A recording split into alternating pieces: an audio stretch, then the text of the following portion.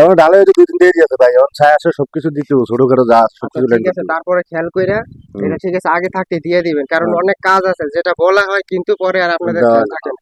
তো উপরের টপ জালি তো অবশ্যই বলক দিয়ে দিবেন, কারণ হুম। এই উপরের যে টপটা আছে এই টপে যদি আপনাদের বলক না দেওয়া হয়, যখন ঢালাইটা ঢালবে না তাহলে জালি একসাথে তখন হয়ে যাবে। জালি একসাথে হয়ে গেলে গিয়ে সিঁড়ির ক্ষতি হবে। হুম।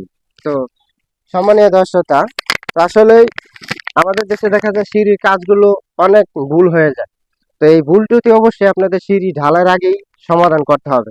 সিঁড়ি কমপ্লিট হওয়ার সাথে সাথে সিঁড়ির যে রাইজার গুলো আছে সেগুলো ফিটনেস অনুযায়ী ঠিক আছে কিনা, এবং কি সিঁড়ির যে ওয়েল স্ল্যাবটা আছে সেই ওয়েল স্ল্যাবটা ঠিক আছে কিনা, এবং কি সিঁড়ির ডিজাইন অনুযায়ী যে ল্যান্ডিংটা যে হওয়ার কথা সেই ল্যান্ডিংটা ঠিক আছে কিনা, সিঁড়ির এই ধাপগুলো ঠিক আছে কিনা, এগুলো অবশ্যই একজন ইঞ্জিনিয়ারের মাধ্যমে আপনাদের সিঁড়ি কমপ্লিট হওয়ার সাথে সাথে ঢালার আগে আপনাদের চেক করাইতে হবে, তাহলে আপনাদের কাজটা সফল হবে।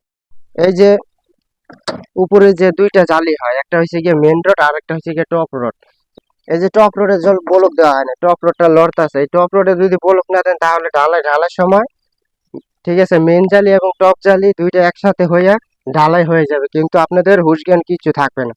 তো যার ফলে এগুলা যদি আপনারা আগে থাকতেই খেয়াল না করেন সিঁড়ি টিড়ি ঢালাইয়ের আগে, তাহলে তো আপনাদের বাড়ির ক্ষতি হবে।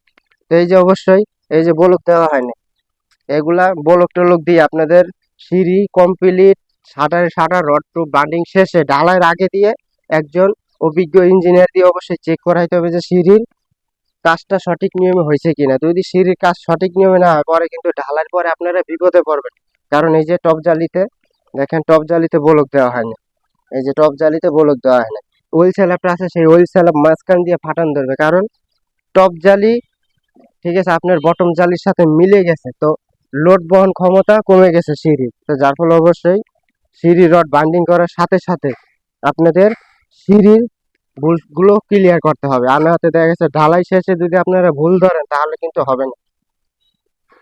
ঢালাইয়ের আগে যত ভুল আছে আপনাদের এগুলো সংশোধন করতে হবে, ঢালাইয়ের পরে আপনারা ভুল ধরলে তাহলে কিন্তু হবে না।